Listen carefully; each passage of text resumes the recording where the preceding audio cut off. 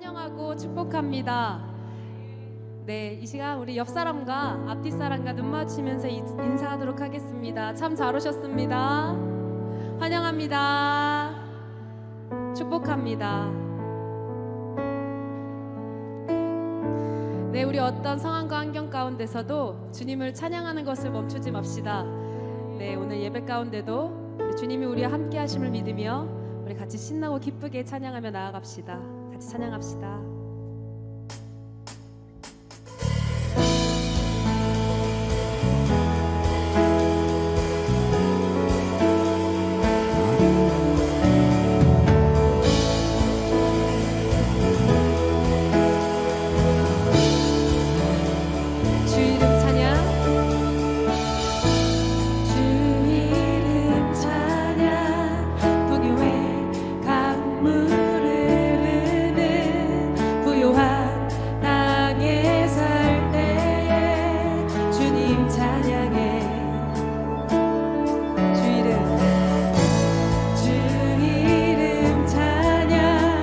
거칠은 광야와 같은 인생길 걸어갈 때도 주님 찬양해. 모든 축복 주신 주님 찬양하리. 어두운 날이 다가와도 나 외치리. 주의 이름을 찬양해. 주의 이름을 찬양해. 영원한 주 이름 찬양. 주 이름 찬양. 주 이름 찬양. 햇살이 나를 비추고 만물이 새롭게 될 때 주님 찬양해. 주 이름 찬양. 주 이름 찬양. 가는 길 험한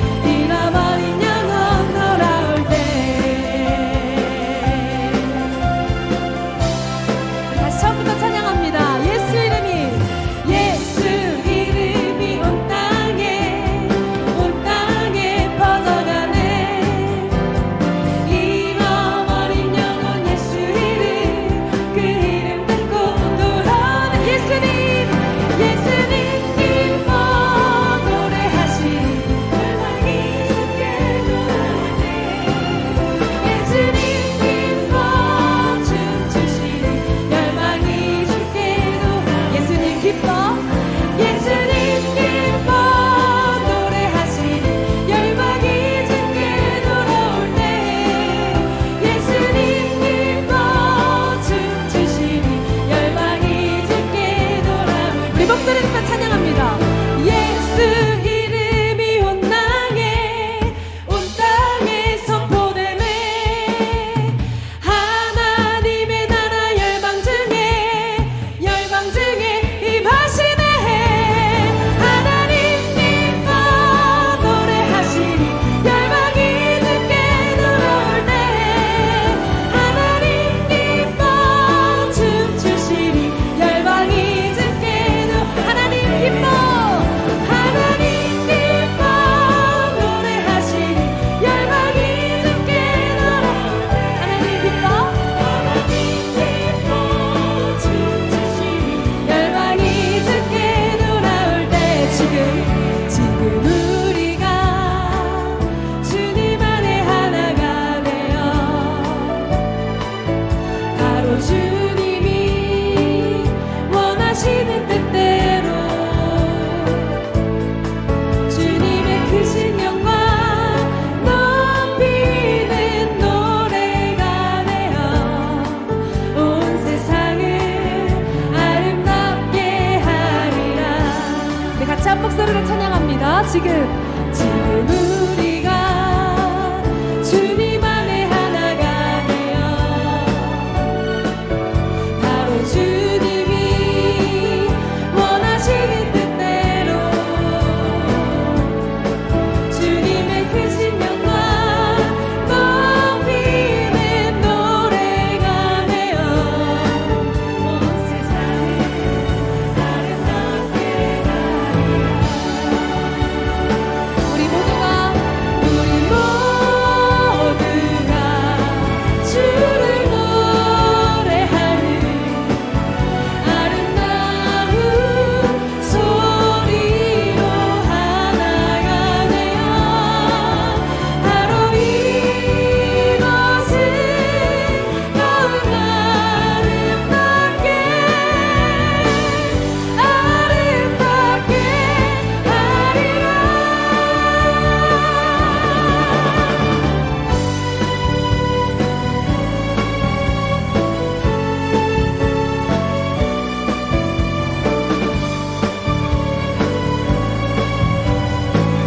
다 같이 찬양합시다. 지금 우리가 주님 안에 하나가 되어 바로 주님이 원하시는 뜻대로 주님의 크신 영광 높이는 노래가 되어 온 세상을 아름답게 하리라. 우리 모두가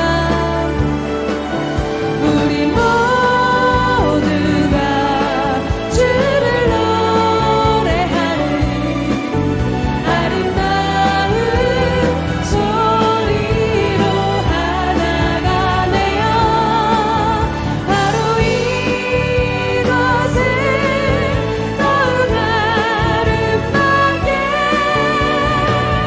아름답게 하리라. 우리 모두가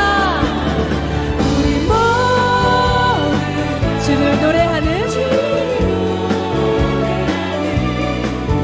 아름다운 소리로 하나가 되어 바로 이것을 더욱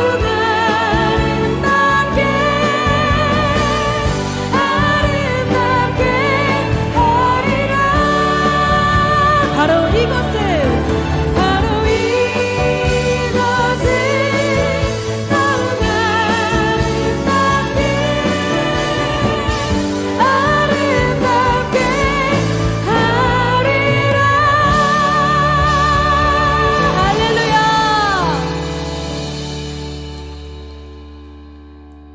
주님을 노래하는 아름다운 노래로 우리가 거듭났으면 좋겠습니다.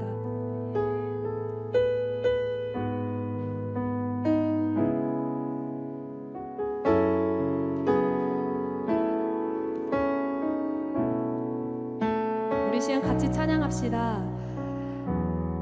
성령님 우리의 마음의 눈을 밝혀주셔서 주님을 보게 하시고 주 안에 평안함과 자유함을 누리게 하여 달라고 우리 지금 기도하는 마음으로 같이 찬양합시다.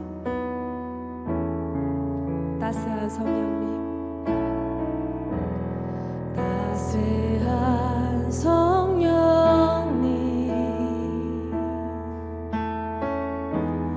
마음으로 보내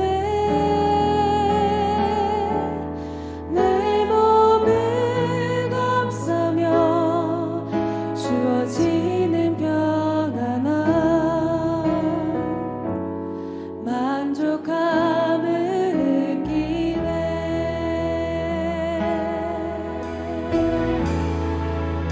따스한 성령님, 따스한 성령님,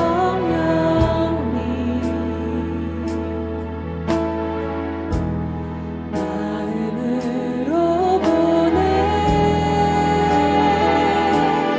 내 몸을 감싸며 주어지는 평안함, 만족함을 느끼네. 부르신 곳에서 나는 예배하네. 어떤 상황에도 나는 예배하네. 부르신 곳에서 나는 예배하네. 어떤 상황에도 나는 예배하네.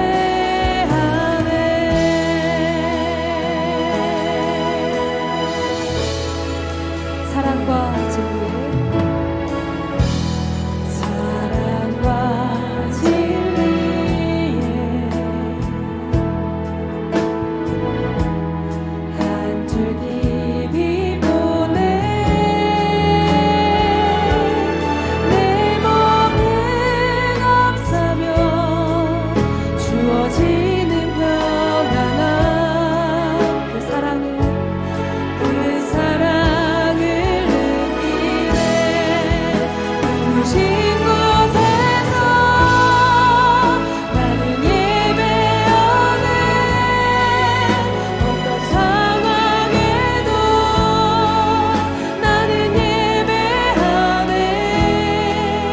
부르신 곳에서 나는 예배하네.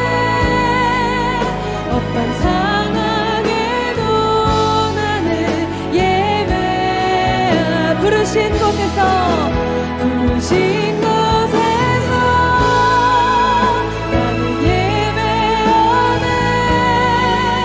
어떤 상황에도 나는 예배하네.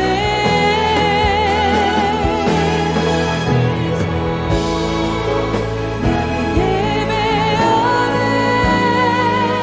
어떤 상황에도 나는 예배하네. 내가 걸어갈 때, 내가 걸어갈 때 길이 되고 살아갈 때 삶이 되는 그곳에서 예배하네.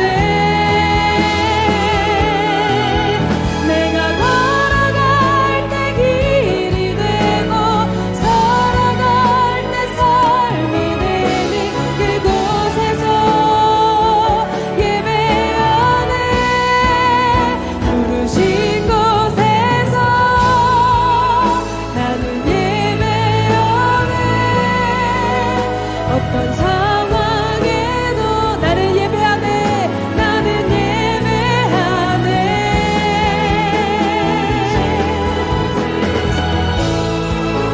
나는 예배하네.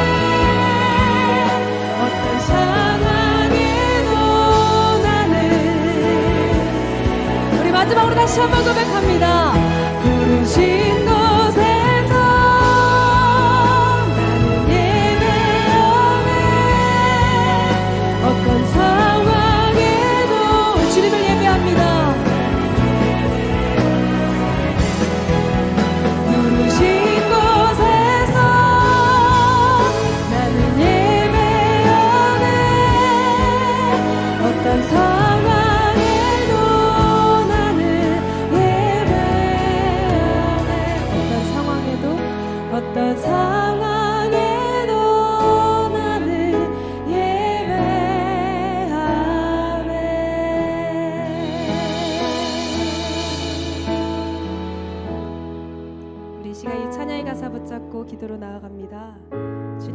부르신 그곳에서 우리가 신령과 진정으로 주님께 예배하기를 간절히 소망합니다.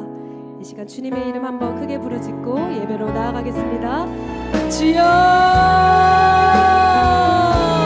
주님, 이 시간 우리를 이 자리에 부르셨으니 아버지 부르신 이 곳에서, 나의 삶과 길이 되는 이 곳에서 주님께 예배합니다. 주님, 우리의 예배와 찬양을 기뻐 받아 주시옵소서.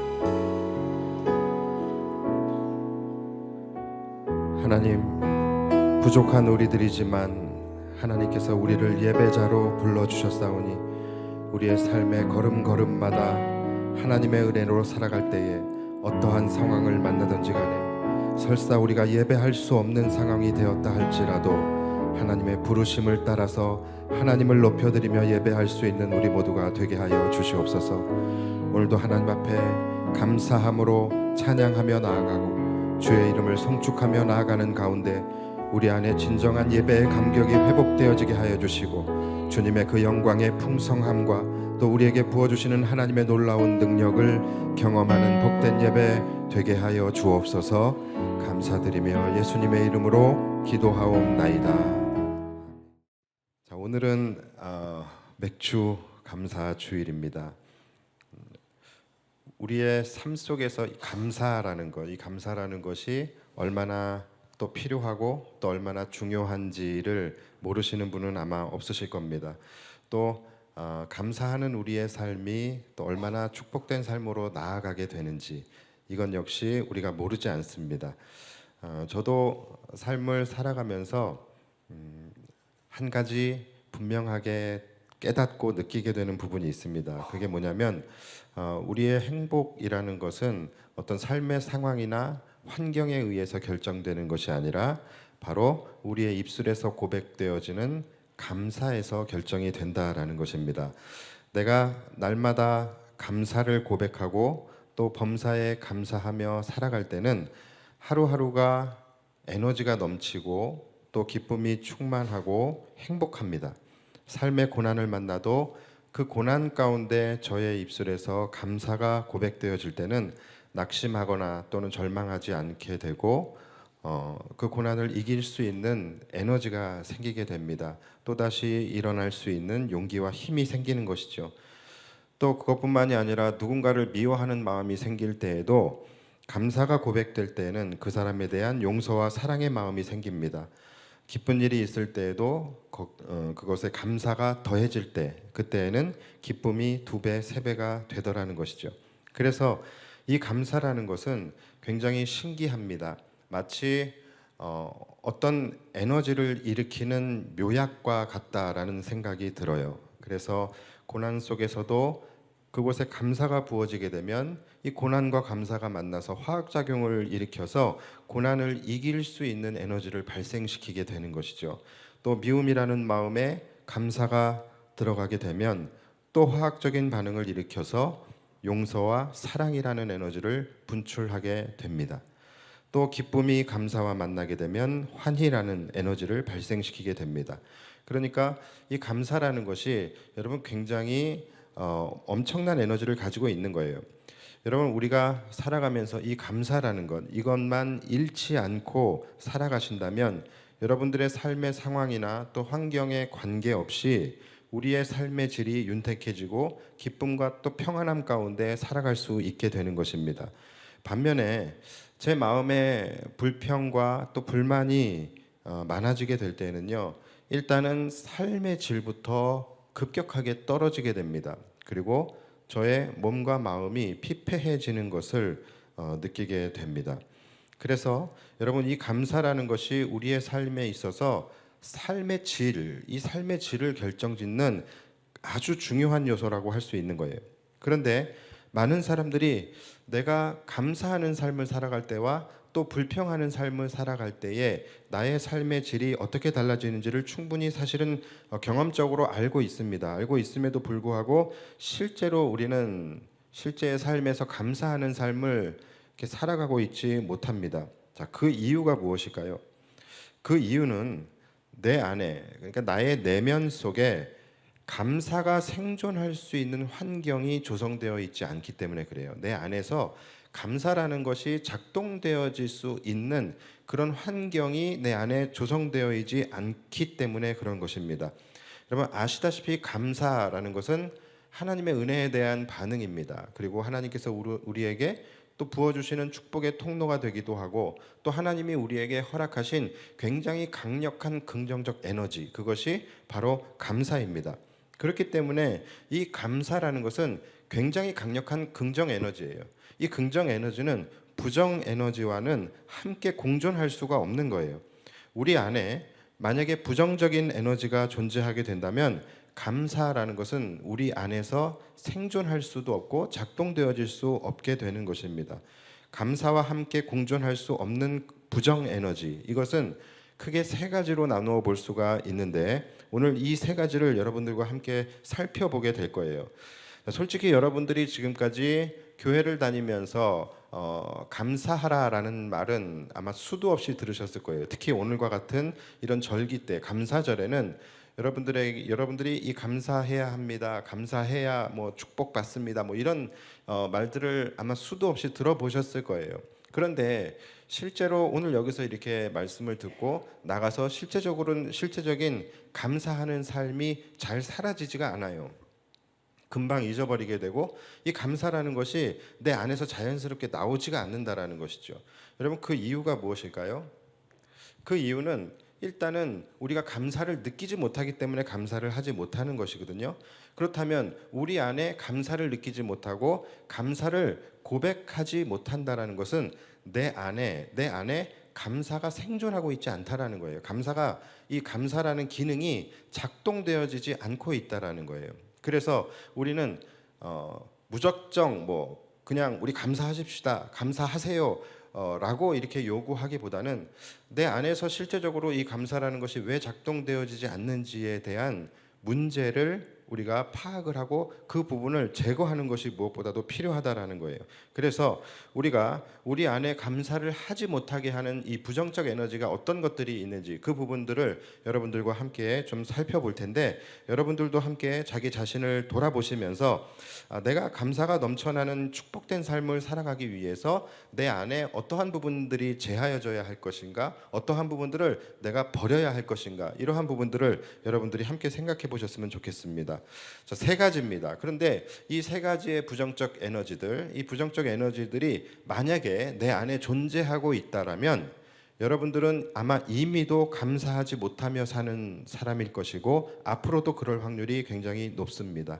그래서 여러분 오늘 이 말씀을 좀 잘 들어주셨으면 좋겠습니다. 자, 먼저 첫 번째, 우리 안에 감사가 생존하지 못하게 하는 부정적 에너지는 바로 욕심입니다. 이런 말이 있어요.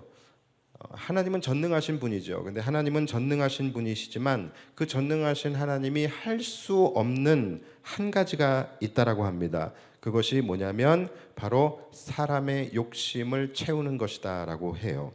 자, 근데 그런 것 같아요. 자, 이렇게 사람의 욕심이라는 것은 너무 높아서 무엇으로도 채울 수 없고, 심지어 하나님조차 채우실 수 없을 만큼 인간의 욕심이라는 것은 한도 끝도 없는 것 같습니다. 조선시대에 유관이라는 사람이 있습니다. 제가 언젠가 한번 이야기한 것 같기도 한데요. 자, 이 유관이라는 사람이 누구냐면 바로 세종대왕 때 우의정을 지냈던 분이에요. 자, 그런데 이 사람이 굉장히 욕심이 없고 청빈한 그런 사람이었어요.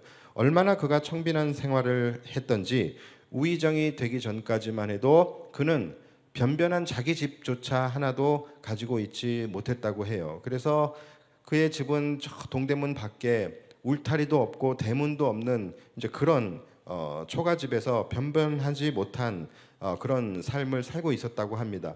그런데 그런 집마저도 제때 지붕을 덮지 못해가지고 군데군데 하늘이 보일 만큼 구멍이 뚫어져 있었다라고 해요. 그래서 비가 오면은 이제 물이 이제 집 안으로, 방 안으로 이제 쏟아지게 되는 것이죠.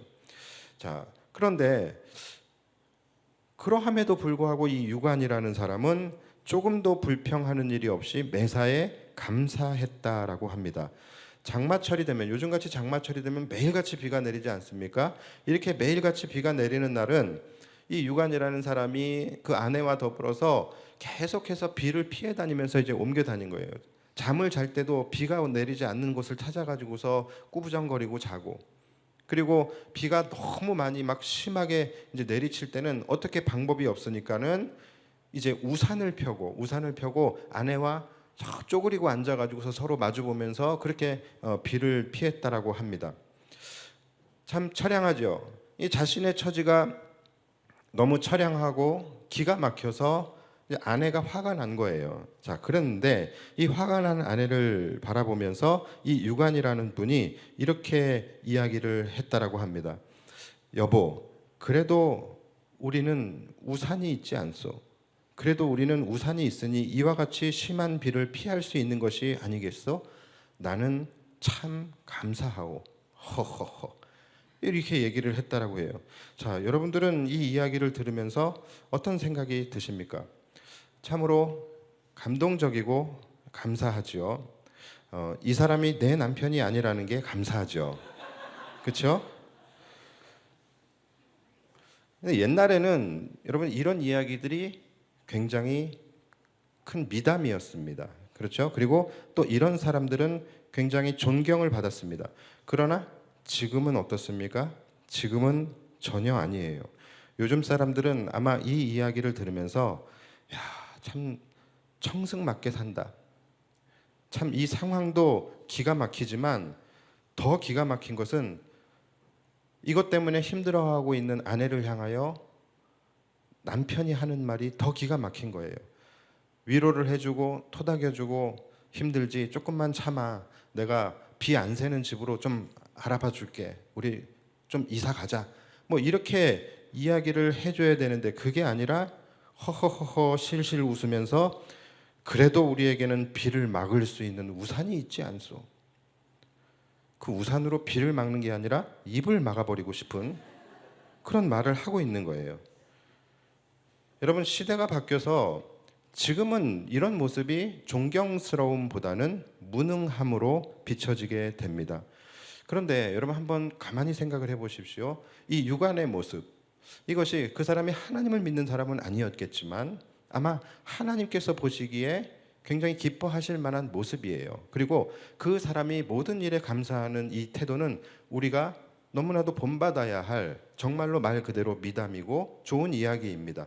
그런데 지금 이 시대에는 그것이 절대로 좋아 보이지가 않아요. 존경스러워 보이지도 않고 그저 그냥 무능한 한 남자로 비춰지게 된다라는 것이죠. 왜 우리는 그만큼 자족을 할 줄 모르는 시대, 그리고 감사가 메마른 시대에 살고 있게 된 것일까요? 왜 우리는 이런 미담에 공감조차 못할 만큼 각박하고 감사가 메마른 세대가 되었을까요? 그만큼 이 욕심이라는 것이 우리의 내면을 잠식하고 있기 때문입니다. 여러분, 욕심과 감사라는 것은 절대로 함께 공존할 수가 없는 것입니다. 부정 에너지와 긍정 에너지는 함께 공존할 수 없는 거예요. 욕심이 충만하면 감사가 사라지게 됩니다. 그리고 감사가 충만하면 욕심이 사라지게 되는 거예요. 하나님이 우리에게 튼튼한 두 다리를 주셨어도 차를 갖고 싶어 하는 사람에게는요, 걷는 것이 감사가 될 수 없는 것이죠. 하나님께서 우리에게 아무리 어엿한 직장을 주셨다 할지라도 그 마음이 부장이 되고 싶은 사람은 부장이 될 때까지는 그 직장에 감사하지 못하게 되는 것이죠. 내 방의 99%를 천장이 덮고 있어도 1%의 구멍으로 비가 새 들어오게 되면 감사보다는 불평과 불만을 토로하는 것, 그것이 인간입니다. 식욕이 많아도 먹을 것이 없어서 못 먹는 사람이 있고, 먹을 것이 많아도 식욕이 없어서 못 먹는 자들이 얼마나 많은데, 우리는 식욕과 일용할 양식 둘 다 있음에도 불구하고 내 식탁에 고기 반찬이 없다고 불평하게 됩니다. 그만큼 우리 안에 이 욕심이라는 것이 자리 잡고 있는 이상은 우리는 감사를 잃어버리는 삶을 살아갈 수밖에 없다라는 것이죠. 감사를 잃어버리는 삶은요, 불행한 삶을 살아갈 수밖에 없고, 아까도 말씀드렸지만 감사가 메마르게 되면 가장 먼저 우리의 삶의 질이 떨어지게 될 수밖에 없는 것입니다. 그리고 이러한 현상은 바로 우리나라 국민들의 삶 속에서 여실하게 지금 드러나고 있어요. 아주 정확하게 나타나고 있습니다. 여러분, 우리나라가 지금요, 우리나라 그래도 잘 사는 나라 아닙니까? 그런데 한국인 전체의 절반 정도인 46%가 스스로를 빈곤층이라고 인식을 하며 살고 있다라고 합니다. KDI에서 조사를 한 보고서를 보면은 우리나라 소득분위 상층 5분위, 그러니까 우리나라의 지금 이 상위 20% 정도를 이야기하는 거예요. 자, 그러면 이들은 우리가 이야기하는 소위 부자들입니다. 잘 사는 사람들이에요. 우리가 부러워하는 그 사람들이에요. 자, 그런데 이들 중에서 자신들이 고소득자라고 생각하는 사람이 몇 프로 정도 될 것 같습니까? 고작 2.9%밖에 되지 않는다라는 거예요. 상위 20%면 굉장히 잘 사는 사람들이에요. 그런데 자신이 고소득자라고 생각하는 사람이 2.9%밖에 안 된다라는 거예요. 그러니까 욕심이 끝이 없는 거예요. 심지어 월 수입이 700만 원이 넘는 사람들 중에서, 여러분, 월 수입이 700만 원이 넘으면 그래도 잘 사는 거죠. 그렇죠? 여러분들은 월 7천씩 버니까 잘 모르실 텐데 월 700 이상 벌면은 그래도 잘 사는 것입니다. 자, 그런데 이 사람들 중에서 오직 11.3%만이 자신이 고소득층이라고 생각을 하고 76.4%가 자신이 중산층이라고 생각을 합니다. 그리고 심지어 12.2%가 자신은 하층, 빈곤층, 저소득층이라고 생각을 한다 그래요. 월 수입이 700이 넘는데 스스로를 가난한 인생이라고 생각하며 살아간다라는 것이죠. 그만큼 이들은 자의적으로 자신들의 삶의 가치를 떨어뜨리고 삶의 질을 떨어뜨리는 삶을 살아가고 있다는 거예요. 여러분, 이것이 바로 인간의 욕심이 낳은 결과물이라고 할 수 있는 것입니다. 80년대까지만 해도 자신이 중산층이라고 생각하는 국민들이 국민의 70% 정도가 되었어요. 그런데 지금 2024년도 훨씬 더 잘 사는 시대가 된 2024년도를 살아가고 있는 국민들 중에 자신이 중산층이라고 생각하는 사람들은 40%가 채 안 된다라고 합니다. 자, 그렇다면 여러분, 80년대보다 지금이 못 삽니까? 아니지요. 오히려 80년대에 비해 비교할 수 없을 정도로 우리는 잘 살고 있습니다. 그런데 더 많은 것을 누리고 있으면서 더 좋은 것을 먹고 입고 정말로 세계에서 손꼽히는 부자 나라가 되었음에도 불구하고 정작 이 나라의 절반은 스스로를 가난하다 여기고 스스로를 빈곤층이라고 여기며 스스로 자신들의 삶의 그레이드를 낮추고 자신들의 삶의 질을 떨어뜨리며 스스로 행복하지 않게 살고 있다는 것이 이 대한민국의 지금 현실인 거예요. 그래서 여러분, 지금 대한민국의 행복지수가 전 세계에서 57위입니다. 57위라 그러니까 여러분들 잘 감이 안 오실 텐데 우즈베키스탄과 몽골 이런 나라와 지금 비슷한 상황이라는 거예요. 여러분, 우리는 이것을 지금 심각하게 바라볼 수 있어야 됩니다. 대한민국은 지금 심각한 영적 질병을 앓고 있는 상황인 거예요. 이 모든 것들이 어디서부터 비롯된 것입니까? 바로 대한민국 사람들 안에 있는 채워지지 않는 욕심 때문인 거예요. 이렇게 욕심이 나를 사로잡고 있으면 우리는 결코 하나님이 우리에게 주신 상황에 대하여 자족하며 살아갈 수 없는 것이고 더 나아가서 감사하는 삶을 살아갈 수 없게 되는 것입니다. 여러분, 우리의 삶에 얼마나 많은 하나님의 은혜들이 임하고 있습니까? 우리가 숨을 쉬며 살아가는 모든 것들, 이 모든 것들이 다 하나님의 은혜이고 감사할 일인데 우리 안에 이 채워지지 않는 욕심들, 이 욕심들이 하나님의 은혜를 다 불만과 불평으로 바꾸어 놓게 되는 것입니다. 여러분, 기억하십시오. 이 욕심이라는 것은 굉장히 심각한 부정 에너지입니다. 그래서 은혜가 욕심을 만나게 되면 이 욕심이 그 은혜를 불평과 불만으로 바꾸어 놓게 된다라는 거예요. 하나님이 우리에게 얼마나 많은 은혜를 주셨다 할지라도 우리 안에 욕심이 존재하고 있는 한 하나님이 우리에게 주신 그 은혜마저도 다 불평과 불만으로 바뀌어지게 된다는 것을 여러분 우리 기억해야 합니다. 자, 그리고 우리를 감사치 못하게 하는 두 번째 부정적 에너지가 뭐냐면 바로 비교 의식입니다. 여러분, 이 비교 의식은 이것은 어찌 보면 또 다른 욕심의 또 다른 얼굴이라고 볼 수가 있어요. 바로 상대적 빈곤을 느끼게 되는 것입니다. 여러분, 우리가 살면서 절대로 하지 말아야 할 것이 무엇이냐면 바로 비교입니다. 비교하게 되면 반드시 둘 중에 하나로 가게 되어져 있습니다. 상대방과 자신을 끊임없이 비교하면서 우월감에 빠지든지 아니면 박탈감과 자기 비하에 빠져버리게 됩니다. 남과 비교하면서 내가 더 나아요? 내가 더 나으면 감사하게 될 것 같지요. 그런데 여러분, 그렇지 않습니다. 우월감에 빠지게 됩니다. 바로 바리새인과 같이 되는 거예요. 여러분, 바리새인들이 어떻게 기도했는지 잘 아시죠? 바리새인들은 모든 사람과 자신을 비교하면서 하나님, 저 토색하는 자들과 같지 아니함을 감사합니다. 하나님, 저 간음하는 자와 같지 아니함을 감사드립니다. 하나님, 저 세리와 같지 아니함을 감사하나이다. 여러분, 이것이 정말로 감사로 보이십니까? 아니면 교만과 우월감으로 보이십니까? 비교는 우리의 감사를 잃어버리게 하는 주범입니다. 내가 남보다 못하면 못해서 감사하지 못하고, 내가 남보다 나으면 나아서 교만과 우월감에 빠지게 되는 거예요. 여기에 감사라는 것 존재하지 않게 됩니다. 여러분, 비교의식이라는 것은 내 인생을 파괴하고 나를 피폐하게 합니다. 사울을 여러분 잘 아실 거예요. 사울이 자신과 다윗을 비교했기 때문에 그의 삶이 그렇게 비참하고 피폐해지게 된 것입니다. 사울이 한 나라의 왕이었어요. 그런데 다윗과 자신을 비교하게 되면서 결국 그의 인생이 어떻게 됩니까? 한 나라의 왕임에도 불구하고 결국 자신의 일생을 그저 다윗 한 사람 죽이는데 모든 인생을 허비하게 돼요. 그러다가 하나님께도 버림받고 비참한 최후를 맞이하게 되지 않습니까? 이런 것입니다. 이 비교라는 것이 우리의 인생을 파괴하는 주범이에요. 아마데우스라는 영화를 아실 거예요. 이 영화를 보면은 살리에리라는 음악가가 있습니다. 당시 최고의 음악가였습니다. 많은 사람들에게 존경과 찬사를 받고 부러움과 박수를 받았던 사람이 바로 이 살리에리라는 음악가예요. 자, 그런데 모차르트가 등장하게 되면서 모차르트의 음악과 자신의 음악을 비교하기 시작을 합니다.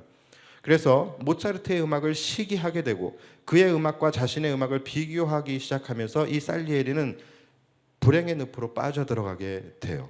하나님이 자신에게 주신 재능에 감사하는 것이 아니라 모차르트를 보면서 왜 나에게는 저런 재능을 주지 않았냐고 원망하면서 결국은 비교의식과 이 열등감에 사로잡혀서 그의 인생을 스스로 파멸로 치닫게 만들어버리게 됩니다. 모차르트는 그만의 음악이 있는 것이고 살리에리는 또 자신만의 음악이 있는 것인데 서로 비교할 수 없는 가치잖아요. 근데 이 서로 비교할 수 없는 가치를 굳이 비교하면서 자신의 가치를 떨어뜨리고 있었던 거예요. 여러분, 혹시 저와 여러분들은 이러한 삶을 살아가고 있지는 않으십니까? 하나님이 내게 주신 것이 있고 하나님이 저 사람에게 주신 것이 있어요. 하나님이 내게 주신 것이 있고 남에게 주신 것이 있는데 내게 있는 것을 가지고 감사하는 것이 아니라 내게 없는 것을 가지고 불평하고 서로 비교할 수 없는 가치임에도 불구하고 서로 비교할 수 없는 가치를 굳이 비교하면서 자신의 가치를 떨어뜨리고 자신의 삶의 질을 스스로 떨어뜨리며 살아가고 있지는 않으십니까? 여러분, 비교하는 순간 감사는 사라지게 됩니다. 감사가 사라지는 순간 나의 가치는 떨어지게 되고 나의 삶의 질도 떨어질 수밖에 없는 것입니다. 여러분, 우리 교회가 부족한 것이 많이 있습니다. 그러나 여러분, 우리 교회와 남의 교회를 비교하지 마십시오. 우리는 비교하는 순간 우리 교회의 가치, 또 내 신앙의 가치 역시 떨어지게 되는 것입니다. 세상에는 참 훌륭하고 또 탁월한 목사님들이 너무나도 많이 있습니다. 그러나 여러분들의 목사님과 그분들을 비교하지 마십시오. 여러분들이 비교하는 순간 저도 다른 성도들과 여러분을 비교할 겁니다. 그러니까 우리 서로 부족한 사람들이잖아요. 우리 부족한 사람들끼리 서로 상생하는 방법을 찾았으면 좋겠습니다. 그리고 마지막 세 번째, 우리를 감사치 못하게 하는 부정적 에너지. 그것은 바로 말 그대로 부정적인 생각입니다. 우리는 이 부정적인 생각, 그리고 불만과 불평, 이러한 것들을 하는 순간 우리 안에 감사는 존재할 수 없게 돼요. 우리 안에 감사는 감쪽같이 사라져버리게 됩니다. 여러분, 예수님의 제자 가룟 유다를 잘 아실 거예요. 이 가룟 유다라는 사람이요, 원래부터 나쁜 사람이 전혀 아니었습니다. 원래 이 가룟 유다라는 사람은 굉장히 패기 있고 긍정적인 사람이었어요. 그 사람은 열심당원이었습니다. 그래서 그는 예수님께서 하시는 일을 얼마나 열심히 잘 도왔던지 그는 일찍부터 예수님께 인정과 신뢰를 받았어요. 그래서 이 재정을 담당하는 재정부장까지 될 정도였습니다. 그런데 어느 날 사단이 가룟 유다에게 부정적인 마음을 이제 집어넣게 돼요. 그때부터 그는 모든 일에 부정적인 사람이 되어버리게 됩니다. 예수님을 향하여 그 뜨거운 마음으로 옥합을 깨뜨리며 눈물로 예수님을 섬기는 그 여인의 모습을 보면서 얼마나 그것이 귀합니까? 얼마나 감동적입니까? 그런데 그것을 보면서 부정적인 생각을 하게 되는 거예요. 그래서 그가 뭐라고 이야기합니까? 이것을 팔아서 가난한 자들에게 줄 것이지 이게 도대체 뭐 하는 짓이냐라고 그 여인을 혼을 내게 됩니다. 여러분, 이렇게 부정적인 마음은요, 항상 이 정의라는 이름으로 포장을 하고 위장을 해서 나타나게 됩니다. 마치 효율적인 것처럼, 마치 더 좋은 방법, 마치 더 정의로운 것을 이야기하는 것처럼 그렇게 이야기를 하게 되는 거예요. 그러나 여러분, 그 속에는 뭐가 있습니까? 공동체를 분열시키고 파괴시키는 그러한 속성이 있게 되는 거예요. 그래서 감사할 것이 너무나도 많이 있는 상황에도 불구하고 감사 대신 불평과 불만을 하게 하는 것입니다. 이렇게 이 가룟 유다의 마음과 생각은 부정적인 생각으로 처참하게 병들기 시작을 했고, 마침내 그가 한 짓이 뭡니까? 은 30냥에 예수님을 팔아서 예수님을 십자가에 못 박히게 한 장본인이 되게 된 것입니다. 그리고 온갖 그 부정적인 생각에 사로잡혀서 괴로워하던 그 자신은 결국 목을 메어 자살을 하게 되는 것이죠.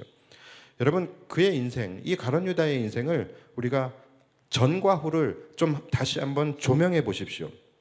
가룟 유다가 긍정적이었을 때도 분명히 있었잖아요. 그러면 이 가룟 유다가 긍정적이었을 때 그의 삶은 어떠했는지, 그 생활이 날마다 성장하고 능력 있고 기쁨이 충만하고 행복했습니다. 그러나 그의 마음이 부정적으로 바뀌어지게 되면서, 부정적인 마음에 사로잡히게 되면서부터 가룟 유다의 인생은, 그의 삶의 질은 완전히 떨어져 버리게 됩니다. 그래서 불안하고 초조하고 우울감에 사로잡혀 있다가 스스로 목숨을 끊어버리는 비참한 상황까지 가버리게 된 것입니다. 여러분, 우리 안에 이 부정적인 마음은 여러분들이 반드시 제거해야 합니다. 이것은 여러분들의 인생을 파괴하는 주범이에요. 그래서 혹시라도 여러분 안에 기본적으로 이 부정적인 마음이 탑재되어져 있는 사람들이 있습니다. 투덜이 스머프 같은 사람들이 있습니다. 뭐든지 다 그냥 불만이고 불평이고 이렇게 하는 사람들이 있어요. 근데 그 사람이 어쩔 수 없어요. 기본적으로 그런 마음이 탑재되어 있는데 여러분, 그거 버리셔야 합니다. 그거 버리셔야지 내 인생이 행복한 인생이 될 수 있는 거예요. 제가 어떤 부정적인 통계 자료를 보고서 경악을 금치 못했어요. 지난 5월에 가정의 달이라고 해서 여성가족부에서 가족 실태 조사를 한 자료인데, 질문이 이거였습니다. 내가 다시 태어나면 지금의 남편과 결혼하겠느냐? 자, 이 질문에 응답자의 4분의 3이 안 한다라고 대답을 했어요. 여러분들은 어떠십니까? 대답을 못 하시겠죠? 저는 묻지를 못하겠어요. 무서워서. 아니, 이렇게 부정적인 사람들이 있습니까? 제가 그분들에게 말씀드리고 싶어요. 사람은 절대 다시 태어날 일이 없습니다. 어차피 다시 태어나지 못하는데 이왕이면 좀 좋게 이야기해 주지. 죽으면 심판만 있어요. 다시 태어날 일이 없습니다. 그러니까 여성가족부도 마음에 안 들어요. 아니, 사람이 다시 태어날 일이 없는데 왜 일어나지도 않을 조사를 해가지고서 서로 기분 나쁘게 합니까? 여러분, 지금의 아내, 지금의 남편에게 감사하시기 바랍니다. 이것이 그러니까 부정 에너지의 집합체인 거예요. 이 대답이 왜 나왔겠습니까? 마음 가운데 욕심, 비교 의식, 부정적인 마음.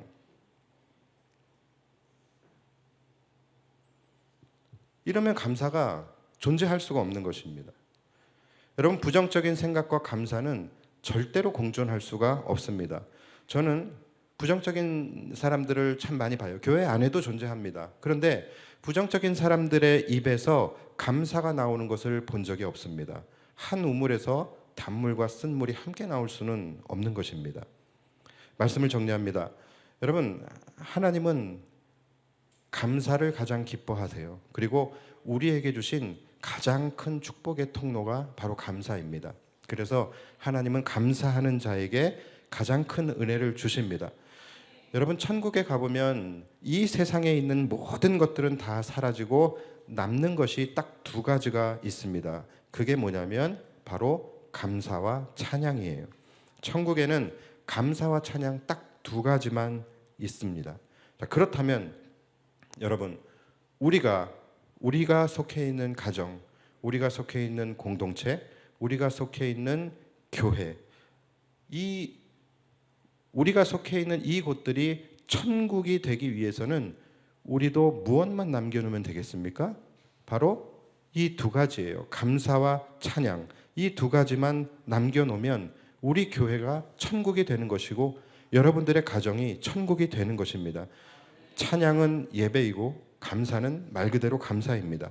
우리 교회 안에 예배와 감사만 남게 된다면 우리 교회는 이 땅에 임한 천국이 될 수 있는 것입니다. 그래서 제가 여러분들에게 부탁을 드립니다. 교회 안에 예배와 감사 외에는 모든 것을 다 버려주시기를 부탁드리겠습니다. 이렇게 예배할 때는 전심을 다해서 예배하시고 예배가 마치면 성도님들과 함께 부정적인 이야기 하지 마시고 하나님의 은혜만을 감사함으로 나누시기 바랍니다. 그러면 우리 교회는 천국의 모습이 나타나게 될 거예요. 우리 안에 순수하지 않는 욕심들이 있고 비교 의식이 있고 부정적인 마음들이 있어요. 이 모든 것들, 불평과 불만, 이거 다 교회 밖으로 버리시고 교회 안에서는 오직 감사와 찬양과 예배만 있게 해주시기를 부탁을 드립니다. 그럴 때 우리 교회는 물론 여러분들의 삶에도 더 큰 은혜와 천국의 삶이 펼쳐지게 될 줄 믿습니다. 오늘도 감사절을 맞이하여서 나를 구원해 주신 그 하나님의 은혜에 감사하며 복된 안식일, 복된 감사절을 보내시기를 바라고 오직 하나님께만 감사와 찬양과 영광을 올려드릴 수 있는 저와 여러분들이 되실 수 있게 되기를 주님의 이름으로 축복합니다. 기도하겠습니다.